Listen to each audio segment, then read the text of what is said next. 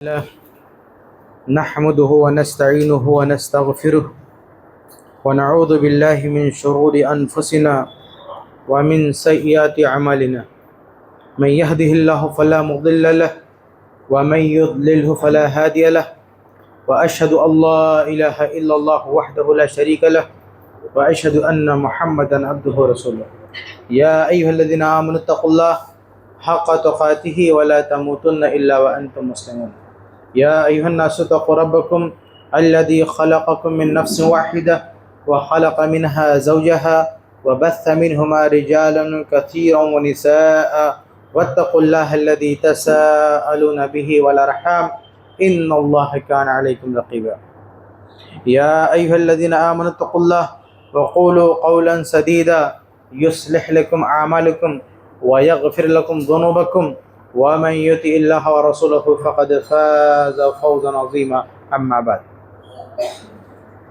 فإن أصدق الحديث كتاب الله وأحسن الهدي هدي محمد صلى الله عليه وسلم وشر الأمور محدثاتها وكل محدثة بدعة وكل بدعة ضلالة وكل ضلالة في النار. محترم حاضرین، سامعین سامعات، آج کے اس خطبے میں انشاءاللہ تبارک و تعالی جس موضوع پر کچھ باتیں رکھنی ہیں وہ ہے ماہ شعبان کی شرعی حیثیت. شعبان کا مہینہ ہمارے بیچ میں ہے اور اس مہینے سے متعلق ہمارے مسلمانوں میں اور ہمارے اس ملک میں، ہمارے معاشرے میں جو کچھ رائج ہے اس میں کیا صحیح ہے کیا غلط ہے، اس حوالے سے انشاءاللہ ہم بات کریں گے. سب سے پہلے ہمارا جو یہ موضوع ہے انشاءاللہ 3 حصوں پر مشتمل ہوگا. ہم سب سے پہلے ماہ شعبان کی فضیلت کے بارے میں بات کریں گے کہ اس مہینے کی خاص فضیلت کیا ہے. اس کے بعد دوسرا حصہ ہوگا کہ ماہ شعبان کی خاص عبادت کیا ہے، یعنی اس مہینے میں ہم اسپیشل کیا کر سکتے ہیں، خاص عبادت کیا کر سکتے ہیں. اس کے بعد موضوع کا تیسرا حصہ ہوگا کہ اس مہینے کی بدعات و خرافات کیا ہیں، کون سی ایسی چیزیں ہیں جو ہمیں اس ماہ میں نہیں کرنا چاہیے اور لوگ کرتے ہیں. تو انشاءاللہ انہی تینوں حصوں پر یہ آج کا بیان مشتمل ہوگا. آئیے شروع کرتے ہیں. سب سے پہلے دیکھتے ہیں اس ماہ کی فضیلت کیا ہے.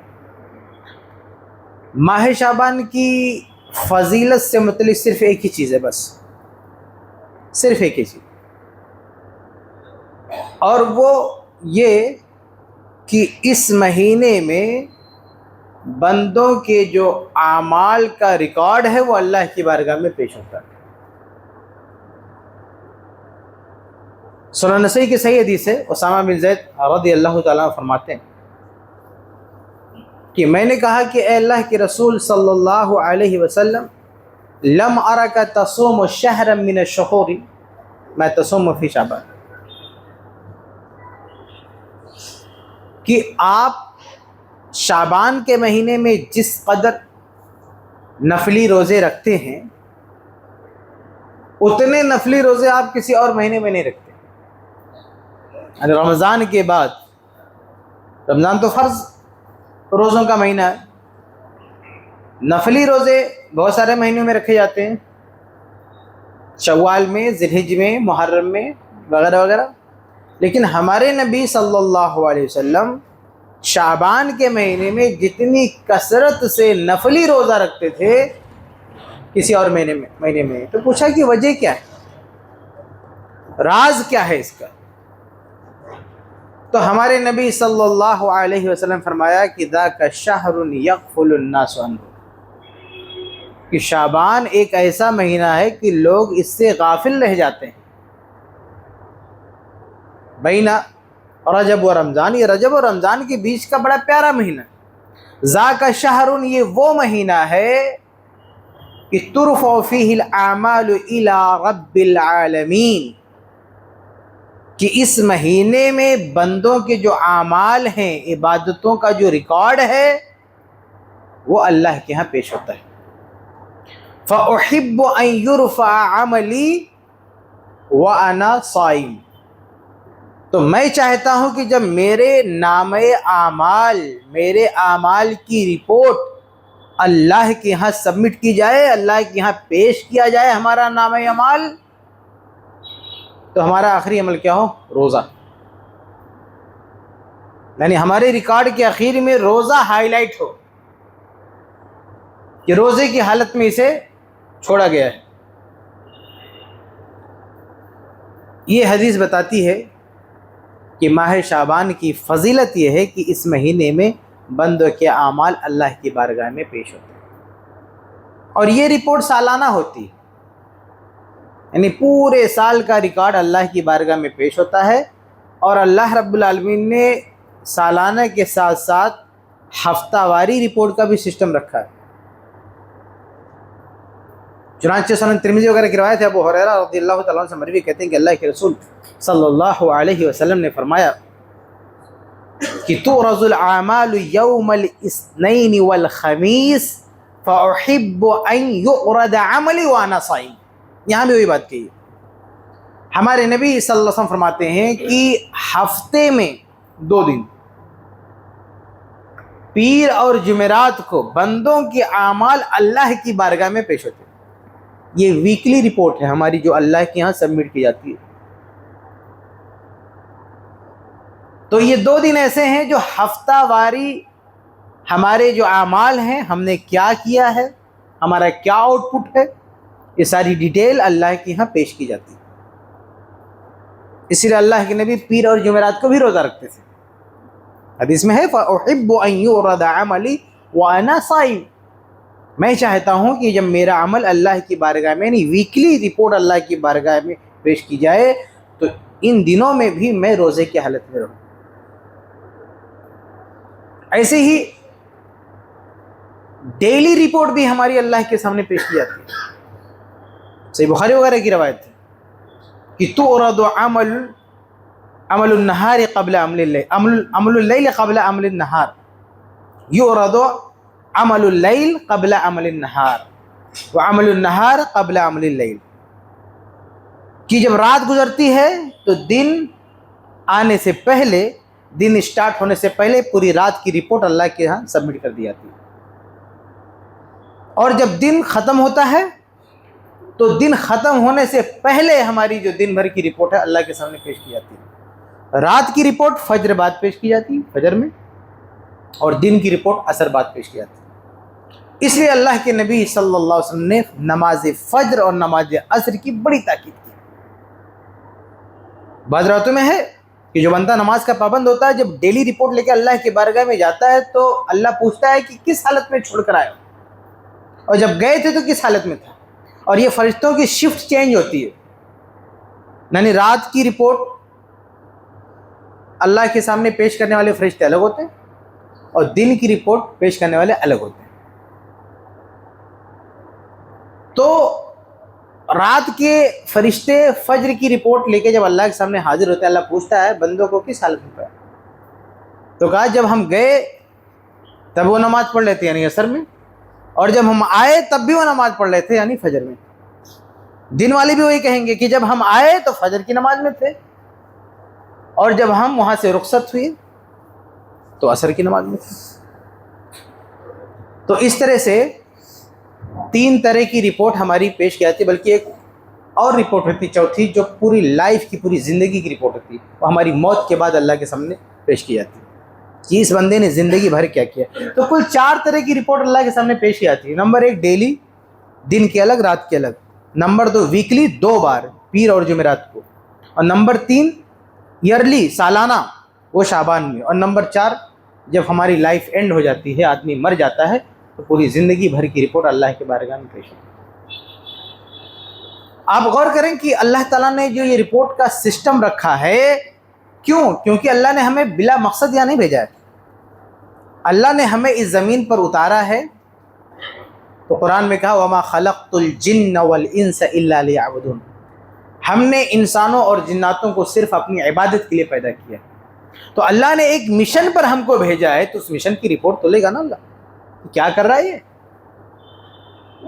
آپ کی کوئی آفس ہو، کوئی دفتر ہو، کوئی کمپنی ہو جس میں ورکر کام کرتے ہوں، تو کیا آپ ان کی رپورٹ نہیں لیں گے؟ آپ ایک سسٹم بناتے ہیں، رپورٹ سسٹم، تاکہ آپ کو پتہ چلے کہ جن کو ہم نے کوئی کام سونپا وہ کتنا کر رہے ہیں۔ تو اللہ نے بھی بہت ہی مضبوط رپورٹ سسٹم رکھا ہے کہ جو بندے اس دنیا میں پیدا کیے گئے ہیں اللہ کی عبادت کے لیے، وہ اپنے اس مقصد میں کتنا لگے ہوئے ہیں۔ ہر رات کی رپورٹ ہماری اللہ کے بارے میں پیش ہوتی، اس بندے نے رات میں کیا کیا۔ ہر دن کی رپورٹ اللہ کی بارگاہ میں پیش ہوتی، دن میں کیا کیا۔ ہر ہفتے میں پیر اور جمعرات 2 بار ہماری رپورٹ پیش ہوتی کہ ان دنوں میں کیا کیا، اور جب سال گزرتا ہے تو شعبان میں ہماری رپورٹ پیش ہوتی، جب مر جاتا ہے تو آخر میں پوری رپورٹ پیش ہوتی۔ اس لیے اللہ کے نبی صلی اللہ علیہ وسلم شعبان میں زیادہ روزہ رکھتے تھے، کیونکہ پورے سال کا ریکارڈ اللہ کے بارگاہ میں پیش ہو رہا ہے، اور اللہ کی بارگاہ میں رپورٹ کا جو آخری حصہ ہے یہی سب سے اہم ہوتا ہے کہ لاسٹ میں آپ کا رزلٹ کیسا ہے، آپ کا آؤٹ پٹ کیا ہے، آپ نے کیا کیا ہے۔ تو آخری جو حصہ ہوتا ہے بہت امپورٹنٹ ہوتا ہے۔ شروع میں اچھی کارکردگی ہو، آخر میں آپ فیل ہو گئے تو آدمی اس سے، آپ کسی بھی آدمی کے تعلق سے دیکھیں گے تو اس کا اثر نہیں ہوگا، لیکن لاسٹ میں اگر آپ کا کام اچھا ہے، آپ کی محنت اچھی ہے، تو لوگ شروع کی باتوں کو اگنور کیا سکتا ہے کہ چلو ابھی آدمی سدھرا ہوا ہے، ابھی ٹھیک چل رہا ہے۔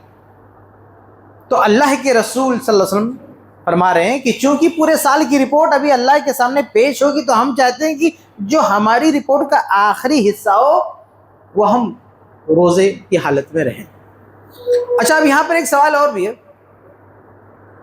کہ روزہ ہی کیوں؟ اپنی سالانہ رپورٹ کو بہتر بنانے کے لیے روزہ ہی کیوں؟ نماز ہو سکتی ہے، زکوٰۃ ہو سکتا ہے، ذکر و اذکار ہے، تلاوت ہے، کچھ بھی ہو سکتا ہے، لیکن اللہ کے نبی نے روزہ ہی کیوں کو چنا اپنے آخری رپورٹ کے آخری حصے کو بہتر بنانے کے لیے؟ اس کی وجہ یہ ہے کہ روزہ صرف ایک عبادت نہیں ہے، روزہ بہت ساری عبادتوں کا ایک پیکج ہے۔ ایک آدمی جب روزہ رکھتا ہے تو نماز بھی پڑھتا ہے، روزہ رکھتا ہے قرآن کی تلاوت بھی کرتا ہے، روزہ رکھتا ہے ذکر و اذکار بھی کرتا ہے، روزہ رکھتا ہے جھوٹ چغل خوری سے اجتناب کرتا ہے، روزہ رکھتا ہے اچھی باتیں کرتا ہے، دین کی باتیں کرتا ہے، روزہ رکھتا ہے چوری ڈکیتی نہیں کرتا ہے۔ تو اگر کوئی آدمی روزے کی حالت میں ہے تو صرف روزہ نہیں ہے، وہ بہت ساری عبادتوں کو اپنے اندر سمیٹے ہوئے ہے۔ یہ خوبی جو روزے کی ہے نا، وہ کسی عبادت میں نہیں ہے۔ آدمی نماز پڑھا تو صرف نماز پڑھ رہا ہے، آدمی زکوٰۃ دے رہا ہے تو صرف زکوٰۃ دے رہا ہے، آدمی حج کر رہا ہے تو صرف حج کر رہا ہے، لیکن آدمی روزے دار ہے تو بہت کچھ کر رہا ہے۔ روزے دار کبھی نہیں چاہے گا کہ میں روزہ تو ہوں لیکن نماز نہ پڑھوں۔ جو سچا روزے دار ہے وہ کبھی بھی اس کو اچھا نہیں سمجھے گا۔ روزے دار سوچے گا میں روزہ ہوں تو لاؤ کچھ قرآن بھی پڑھ لوں، ذکر و اذکار بھی کر لوں، صدقہ خیرات بھی کر لوں، لوگوں سے اچھے سے پیش آؤں، کہیں دھکا مکی لگ گئی تو آدمی بچ بچا کے نکلے گا کہ بھئی روزہ خراب نہ ہو جائے۔ تو جب بندہ روزے کی حالت میں ہوتا ہے تو بہت ساری عبادتوں کو اپنے اندر سمیٹے ہوتا ہے۔ یہ ایک عبادت نہیں، بہت ساری عبادتوں کا ایک پیکج ہے۔ اس لیے اللہ کے نبی نے روزے کو چنا کہ آخر میں ہماری جو آخری حالت ہو روزے کی ہو۔ عثمان بن عفان رضی اللہ تعالیٰ عنہ کے بارے میں آپ جانتے ہیں، یہ وہ صحابی ہیں جن کو اسی دنیا میں جنت کی بشارت ملی، اور صرف جنت کی بشارت نہیں ملی بلکہ ترمذی وغیرہ کی روایت ہے یہاں تک کہہ دیا کہ ما ضر عثمان ما عمل بعد اليوم قط، کہ آج کے بعد عثمان چاہے کچھ نہ کرے یا جو چاہے کرے اس کو کوئی نقصان نہیں پہنچنے والا ہے۔ ایک ہوتا ہے جنت کی بشارت مل گئی، اور ایک ہوتا ہے یہ کہ آج کے بعد یہ جو چاہے کرے اللہ نے سب معاف کر دیا۔ یہ بہت بڑی بات ہے کہ عثمان آج کے بعد کتنا بھی غلط کام کرے، حالانکہ غلط کام انہوں نے نہیں کیا، لیکن اللہ کے رسول کہہ رہے ہیں کہ جو چاہے کرے اللہ اس کا مواخذہ کرنے والا نہیں ہے۔ یہ عثمان رضی اللہ تعالیٰ عنہ اتنی بڑی بشارت پانے کے باوجود بھی جب ان کا آخری دن تھا شہادت کا، جب دہشت گردوں نے ان پر، آتنکیوں نے حملہ کیا تھا اور ان کو انہی کے گھروں میں شہید کیا تھا، تو اس وقت جب انہوں نے دیکھا کہ یہ میرا آخری وقت ہو سکتا ہے، تو ان دنوں کو وہ روزے کی حالت میں رکھتے تھے۔ انہیں جب یہ احساس ہوا کہ شاید یہ ہمارے دن کے آخری ایام چل رہے ہیں، تو روزے کی حالت میں تھے، تاکہ اللہ سے ملاقات ہو تو ہماری لائف کا، ہماری زندگی کا آخری عمل روزہ ہو۔ روزہ بھی تھے، قرآن مجید کی تلاوت بھی کر رہے تھے، اور اسی حالت میں ظالموں نے ان کو شہید کیا، اور روزے کی حالت میں ایک عظیم ہستی، ایک عظیم صحابی، اللہ کے رسول کے ڈبل داماد اللہ کے پاس پہنچے۔ تو عثمان رضی اللہ تعالیٰ نے اس وقت روزے کی حالت میں روزے کو اپنایا کہ یہ میری زندگی کے آخری لمحات ہو سکتے ہیں، ہم اس کو روزے میں گزاریں، تاکہ ہماری جو زندگی بھر کی لائف کی رپورٹ بنے، اس کے آخر میں کیا ہو؟ روزہ ہو۔ تو کہنے کا مطلب یہ کہ یہ شعبان کے مہینے کی فضیلت ہے کہ اس مہینے میں ہمارے اعمال کی سالانہ رپورٹ اللہ کی بارگاہ میں پیش ہوتی ہے، یہ اس کی فضیلت ہے۔ آگے بڑھتے ہیں، اب بات کرتے ہیں کہ اس مہینے کی خاص عبادت کیا ہے، اسپیشل ہم کیا کر سکتے ہیں اس مہینے میں، خاص کیا کر سکتے ہیں۔ تو اس مہینے کی خاص عبادت صرف اور صرف ایک ہے۔ عام عبادت تو جو ہر مہینے کی اس مہینے میں بھی ہے، نماز وغیرہ، صدقہ خیرات وغیرہ جو ہر مہینے میں کرتے ہیں اس مہینے میں بھی نارمل چیز ہے، لیکن اسپیشل ایڈوانس کیا ہے، خاص کیا ہے اس مہینے میں جو ہم کر سکتے ہیں؟ تو خاص روزہ ہی ہے۔ اس مہینے میں اگر خصوصی عبادت اگر ہمیں کچھ کرنا ہے کہ کچھ اضافی کر لیں، کچھ الگ کر لیں، تو زیادہ سے زیادہ روزہ رکھ سکتے ہیں، اس کے علاوہ کچھ نہیں۔ روزے کے علاوہ کوئی الگ سے عبادت اس مہینے میں ثابت نہیں ہے، نہ اس مہینے میں، نہ اس مہینے کی کسی تاریخ کو، صرف اور صرف روزہ۔ دلیل کیا ہے؟ دلیل وہی حدیث جو ابھی میں نے آپ کے سامنے پڑھا فضیلت کے بارے میں۔ اس کے علاوہ اور بھی اما عائشہ رضی اللہ تعالی عنہ کی کئی روایات ہیں کہ اللہ کے ما رأیتہ اکثر صیام منہ الا فی شعبان، اللہ کے رسول کو سب سے زیادہ جس مہینے میں روزہ رکھتے ہوئے دیکھا، نفلی روزہ، رمضان کے بعد وہ شعبان ہے۔ یہ اما عائشہ رضی اللہ تعالیٰ عنہ کی روایت ہے۔ تو ایسی کئی روایتیں ہیں جس میں شعبان کے مہینے میں اللہ کے نبی صلی اللہ علیہ وسلم سے بکثرت روزہ رکھنا ثابت ہے۔ تو صرف یہی ایک عبادت ہے۔ البتہ یہ اس مہینے میں کثرت سے روزہ رکھتے ہوئے دو چیزوں کا خیال رکھنا چاہیے۔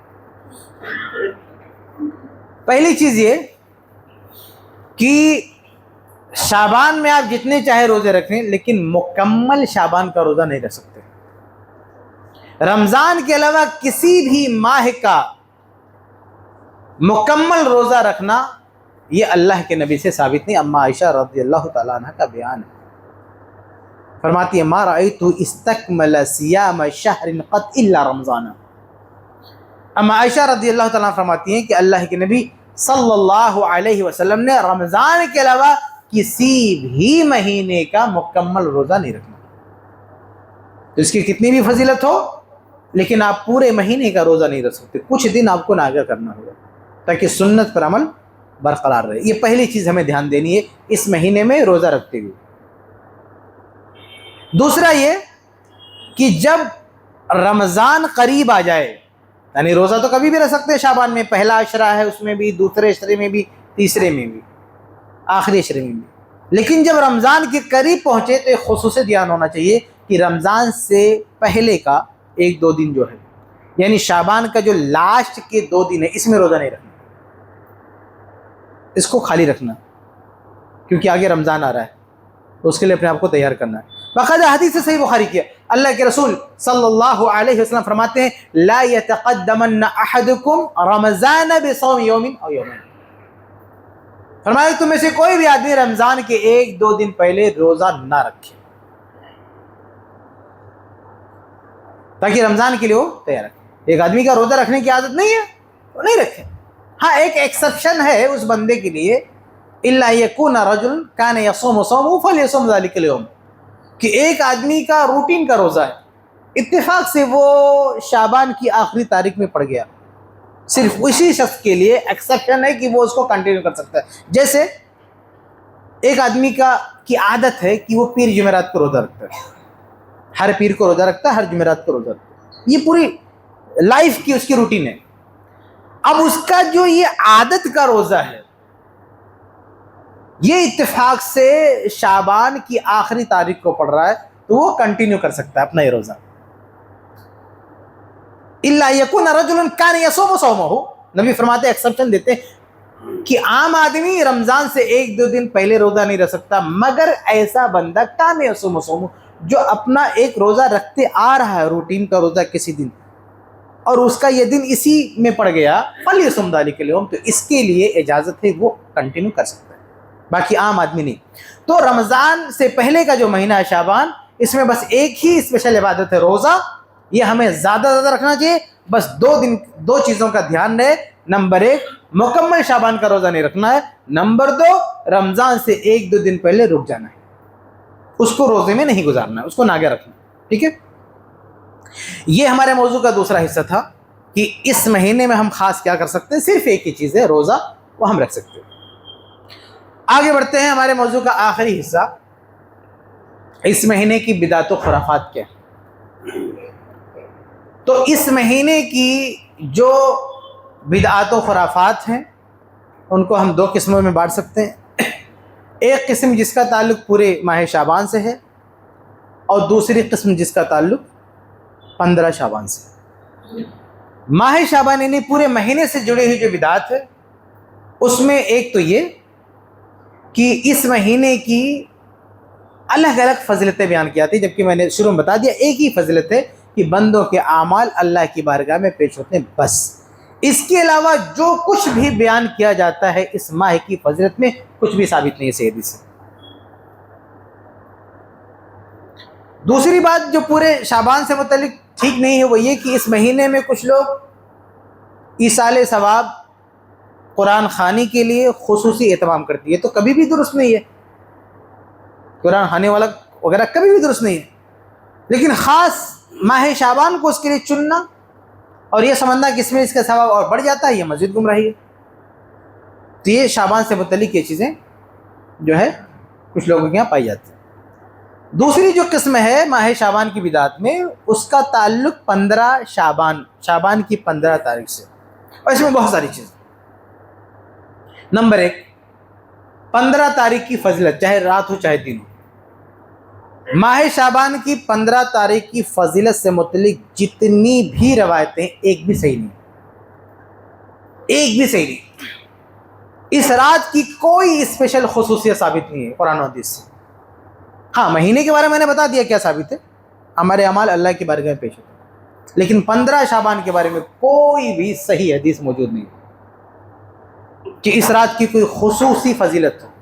اور حد ہو گئی صحیح حدیث تو جانے دے، کچھ لوگوں نے قرآن کی آیتوں کو بھی زبردستی اس پر فٹ کرنے کی کوشش کی۔ اللہ نے قرآن میں کہا اِنَّا أَنزَلْنَاهُ فِي لَيْلَةٍ مُبَارَكَةٍ، کہ ہم نے قرآن مجید کو بابرکت رات میں اتارا ہے۔ اس بابرکت رات سے کچھ لوگ کہتے ہیں شب برات مراد ہے۔ شب برات یہ ٹائٹل بھی، اس رات کا یہ ٹائٹل بھی قرآن و حدیث میں نہیں ہے، یہ لوگوں کا دیا ہوا ٹائٹل ہے۔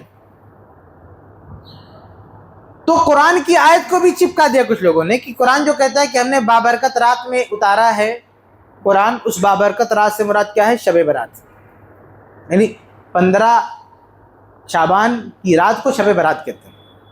یہ اسلام نہیں کہتا، لوگ کہتے ہیں، اور کہتے ہیں اسی میں قرآن اترا ہے، اس لیے یہ شب برات ہے۔ جبکہ قرآن خود کہتا ہے شہر رمضان الذی انزل فیہ القرآن، کہ رمضان ہی کے مہینے میں قرآن اترا، اس کا مطلب یہ ہے کہ جو بابرکت رات ہے رمضان ہی میں۔ اور پھر سورہ قدر میں اللہ نے کلیئر کر دیا انا انزلناہ فی لیلۃ القدر، کہ ہم نے جس رات میں قرآن اتارا وہ شب قدر ہے، شب قدر رمضان میں ہوتی ہے، اس کا مطلب اللیلۃ المبارکہ بھی رمضان ہی میں۔ جب قرآن کہہ رہا ہے کہ رمضان ہی میں قرآن اتارا ہے، اور یہ بھی قرآن کہہ رہا ہے کہ شب قدر میں اتارا وہ بھی رمضان میں ہے، تو اگر تیسری جگہ اللہ کہتا ہے کہ انا انزلناہ فی لیلۃ مبارکہ، ہم نے بابرکت رات میں اتارا، تو بھی ظاہر سی بات ہے کہ شب قدر ہی کو کہا جا رہا ہے. یہ ایک بہت عام بات ہے. لیکن کچھ لوگوں نے اس مشکل کو حل کرنے کے لیے، یعنی کامن سینس ہے کہ جب قرآن ایک جگہ کہتا ہے رمضان میں قرآن اترا ہے تو یہ لیلہ مبارکہ رمضان ہی میں ہوگی. لیکن کچھ لوگ جو ہے اس مشکل کو حل کرنے کے لیے ایک اور مفروضہ کر لیتے ہیں. کیا کہتے ہیں کہ بات تو صحیح ہے کہ قرآن رمضان میں اترا ہے، اس سے انکار نہیں ہے، لیکن شعبان میں بھی اترا ہے. قرآن 2 بار نازل ہوا ہے، قرآن 2 بار نازل ہوا ہے، ایک بار شب برات میں، ایک بار شب قدر میں. یعنی زبردستی اس رات کی جھوٹی فضیلت کو گڑنے کے لیے قرآن کو 2 بار نازل کر رہے ہیں. حتیٰ کہ حالانکہ جو اچھا صرف یہی نہیں بلکہ عبداللہ بن عباس جو سب سے بڑے مفسر تھے ان کے نام سے روایت بھی کر لیا کہ عبداللہ بن عباس رضی اللہ تعالیٰ عنہ نے کہا ہے کہ قرآن شب برات میں اترا. حالانکہ المستدرک للحاکم میں صحیح سند سے عبداللہ بن عباس رضی اللہ تعالیٰ عنہ سے ثابت ہے، وہ کہتے ہیں کہ قرآن رمضان میں اترا ہے، شب برات میں نہیں، رمضان میں اترا ہے. بلکہ یہ انا انزلناہ فی لیلۃ مبارکہ جو آیت ہے، اس آیت کی تفسیر میں ابن عباس رضی اللہ عنہ فرماتے ہیں کہ اس سے مراد شب قدر ہے. تو شب قدر الگ ہے، شب برات یہ شب قدر یہ تو اللہ کا نام دیا ہوا نام ہے. اللیلہ القدر، لیلہ کا ترجمہ ہم شب کرتے ہیں، یہ اللہ کا دیا ہوا ٹائٹل ہے. اور یہ شب برات یہ لوگوں کا اپنا دیا ہوا ٹائٹل ہے اس رات کا، یہ کسی حدیث میں نہیں آیا ہوا ہے. تو یہ اس رات کی جو یہ قرآن کی آیت جو چپکائی جاتی ہے یہ غلط ہے. اس کے علاوہ حدیث ہے کہ اس رات میں اللہ تعالیٰ نزول فرماتا ہے، اس رات میں اللہ تعالیٰ اترتا ہے بندوں کو دیکھنے کے لیے کہ کیا کر رہے ہیں. یہ ساری روایتیں بنائی ہوئی ہیں، اس میں سے کوئی روایت بھی صحیح نہیں ہے. تو اس لیے شب 15 شعبان کے تعلق سے یہ روایتیں درست نہیں. یہ تو فضیلت کی بات ہوگی جو لوگوں نے بنائی ہے. فضیلت کے ساتھ ساتھ لوگوں نے اعمال بھی بنا رکھے کہ یہ کرنا ہے. جیسے ایک پوری نماز ڈیزائن کر کے رکھا ہے جس کا نام ہے الصلاۃ الالفیہ، صلاۃ الالفیہ، ہزاری نماز. یعنی 100 رکعت پڑھتے ہیں، 100 رکعت پڑھتے ہیں، ہر رکعت میں 10 بار قل هو اللہ پڑھتے ہیں، اس لیے اس کا نام ہے صلاۃ الفیہ یعنی ہزاری نماز. یہ موضوع روایت ہے، حدیثیں بنائی گئی ہیں. صلاۃ الفیہ یہ من گھڑت روایت ہے. ابھی اس سے پہلے معراج پر لوگ جشن مناتے ہیں، کہتے ہیں اللہ کے نبی معراج میں گئے، اچھی بات ہے، گئے، صحیح بخاری کی روایت ہے. لیکن وہاں 50 وقت کی نماز دی گئی تو موسیٰ علیہ السلام مشورہ دے رہے ہیں کم کر لو، زیادہ ہے. کم کرتے کرتے 5 تک آئے. موسیٰ علیہ السلام نے کہا کہ ایک بار اور چلے جاؤ، ابھی بھی زیادہ ہے. اللہ کے نبی نے کہا نہیں، اب نہیں جاؤں گا، مجھے امید ہے کہ میری امت اتنا زیادہ تو ہے لیکن یہ کر لے جائے گی. تو آپ بتائیں کہ اللہ کے رسول نے یہ نہیں کہا کہ موسیٰ علیہ السلام اس بار آپ غلط مشورہ دے رہے ہو، اب آپ کو زیادہ نہیں بولنا چاہیے. ایکسیپٹ کیا کہ ہاں زیادہ ہے، یہ 5 بھی زیادہ ہے، لیکن ہماری امت، ہم کوشش کریں گے کہ ہماری امت اس کو کر لے جائے. آپ بتائیں 2 بڑے بڑے نبی 5 وقت کی نماز کو بھی زیادہ مان رہے ہیں اور آج کی بدعتیوں کا پیٹ نہیں بھرا، صلاۃ الفیہ ایک الگ نماز ڈیزائن کر رہے ہیں. بتائیے، الگ الگ نماز بناتے جا رہے ہیں کہ اور صلاۃ الفیہ، صلاۃ غوثیہ، اب دنیا بھر کی نماز ہے. ہمارا پیٹ نہیں بھر رہا جو اللہ نے آسمان سے نماز اتاری اس کو تو اچھا حیرت کی بات ہے، یہ 5 وقت کی نماز جو اللہ نے دی وہ آدمی نہیں پڑھ رہا، وہ صلاۃ الفیہ بیٹھ کے پڑھ رہا ہے جو خود کی بنائی ہوئی ڈیزائن کی ہوئی نماز ہے، لوگوں کی بنائی ہوئی نماز ہے. تو یہ ایسی کوئی نماز ثابت نہیں ہے. اس کے علاوہ میرے بھائیوں ایک عجیب تماشا ہے، میں بات وقت نہیں ہونا، بہت ساری بدعت و خرافات ہیں. مطلب میں ایک سانس میں کہہ سکتا ہوں یہ ساری بدعتیں، یہ ساری چیزیں ثابت نہیں ہیں. چاہے وہ حلوہ کھانا ہو، چاہے وہ آتش بازی ہو، چاہے جو کچھ بھی ثابت نہیں. بس میں بات ختم کروں گا ایک خطرناک عقیدے کی وضاحت کر کے کہ لوگ اس مہینے میں 2 عمل کرتے ہیں جو دونوں ایک دوسرے سے ٹکراتا ہے. کیا؟ قبرستان کی زیارت. قبرستان کو جاتے ہیں اور وہاں سجاتے ہیں قبرستان کو کہ قبر میں جائیں گے اور یہ خوش ہوتے ہیں. اور اس کا اپوزٹ عقیدہ کیا ہے؟ 15 شعبان کو روحیں ہمارے گھر پہ آتی ہیں، تم قبرستان جا رہے ہو، ان کو گھر پہ بلا رہے ہو. یہ کیا طریقہ بھائی؟ کیسا تماشا ہے؟ یہ دونوں عقیدے ٹکرا رہے ہیں کہ 15 شعبان کو قبرستان جانا ہے اور 15 شعبان کو روحیں گھر آتی ہیں، گھر کو سجانا ہے. تم ادھر جا رہے ہو، ادھر آ رہے ہیں. یہ کیا تماشا بنا کے رکھا؟ شیطان بھی کیسے بیوقوف بناتا ہے، عقل نہیں بھائی. ایک بار جو دنیا سے چلا گیا من ورائہم برزخ قرآن نے کہا ہے، ایک آڑ ہو گیا، اب واپس نہیں آ سکتا۔